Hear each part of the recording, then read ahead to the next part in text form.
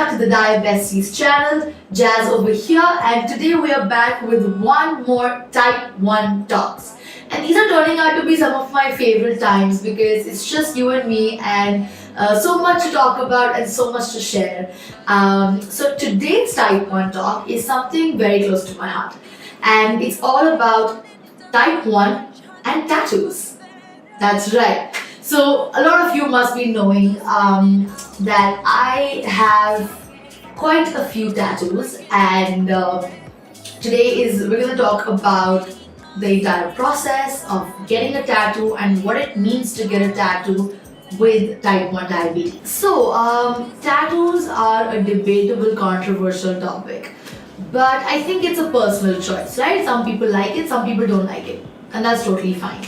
I like tattoos and I think they mean something. A lot of people are not very keen on the idea of permanence, so it is a completely personal choice.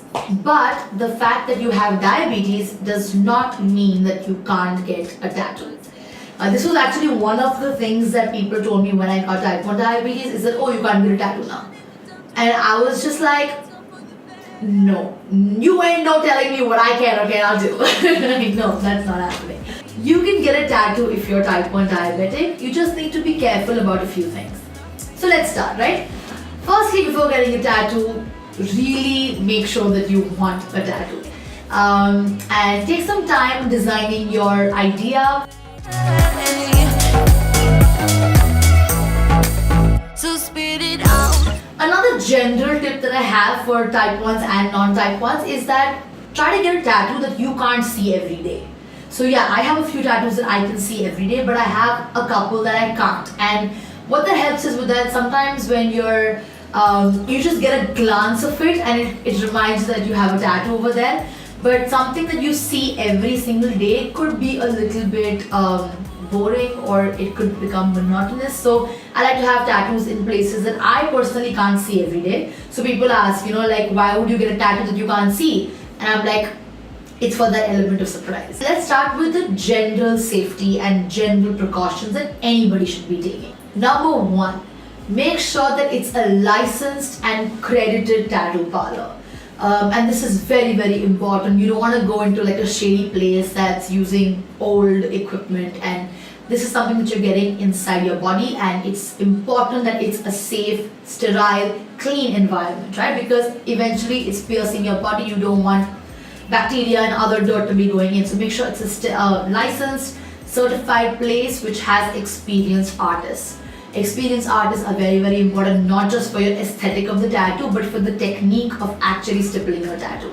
Number two, make sure that the needles are new. So in tattoo parlors now, I think it's compulsory for the artist to open the needle in front of you and show you that it's been opened.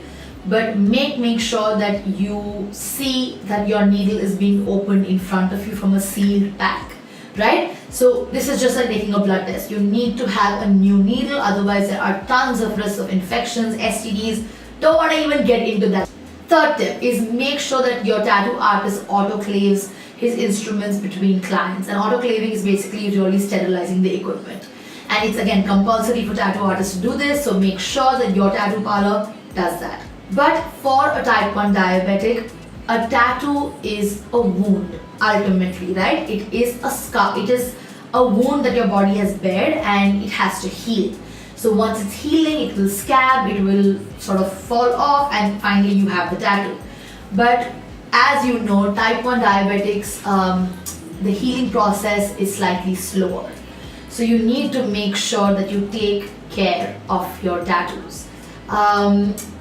Higher blood sugar can further delay the healing process. So make sure after you get a tattoo, you really maintain your sugars in a tight range, and that will assure quick healing.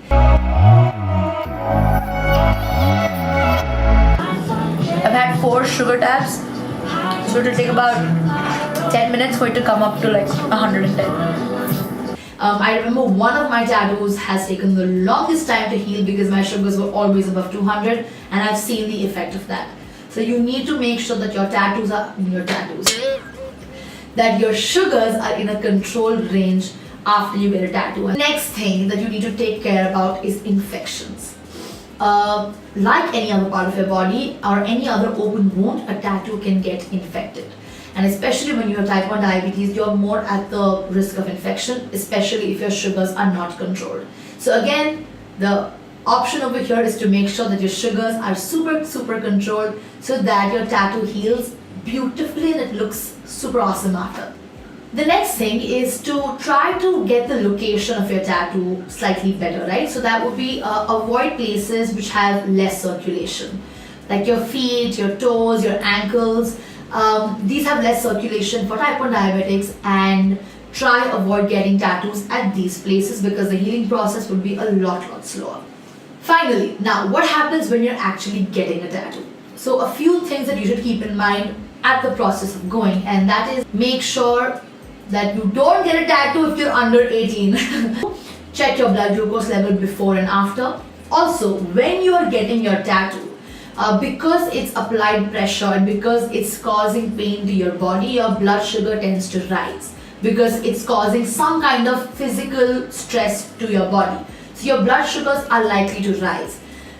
This rise and fall of blood sugars could also change your pain tolerance. So make sure that your sugars are checked before, like 30 minutes into the tattoo, maybe 30 minutes later and after. Just to be on the safer side, they shouldn't be falling and they shouldn't be rising. If they are rising, you take a correction. If they are falling, you take a snack. We checked it when we left and it was 196 and I did bolus for that. So we're gonna check it right now and it is 144. And it's 144 diagonal arrow down, which means that it's gonna reduce. So I'll check it again in a half an hour, and if it's going too down then I take a hypotab, but 144 is a good sugar to keep when you're starting. Depending on your tattoo design and size, it depends how long the sitting would take. So a small tattoo could take like 30 minutes, but a larger tattoo could take up to 4 hours, 5 hours, few days actually. So you need to make sure, depending on your design, you account for it. So you make sure you get your snacks, your juice, your water, so that you're all set.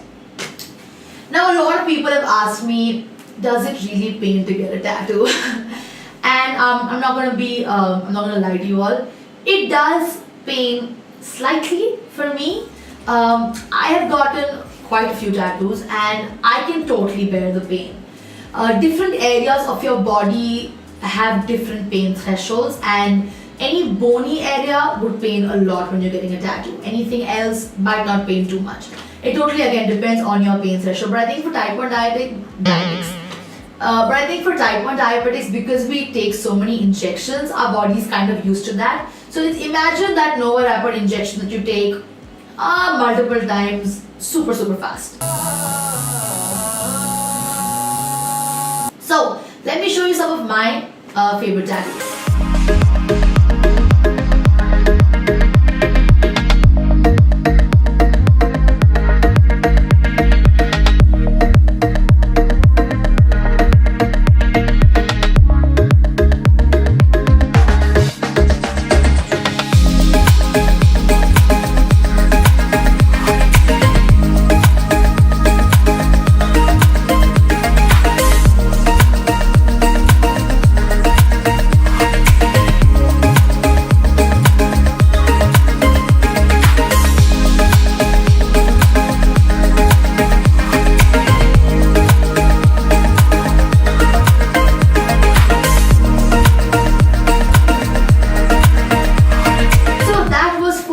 Type 1 talks of tattoos and type 1. I hope I've been able to answer some of your doubts or questions you may have had. Don't let anyone tell you that there's something you cannot do because of type 1 diabetes. There is literally nothing you can't do, right? So be confident, be fearless. And just remember that anything in control and balance and you'll be fine, right? So if you enjoyed this video, please subscribe to our channel, like it, share it, turn the bell icon on. Follow us on all our social media. It's Diabesties1. And until then, live happily, bolus regularly. And I think I'm gonna get this as my next tattoo. Be type 1 of a kind. Yeah, that's a wrap.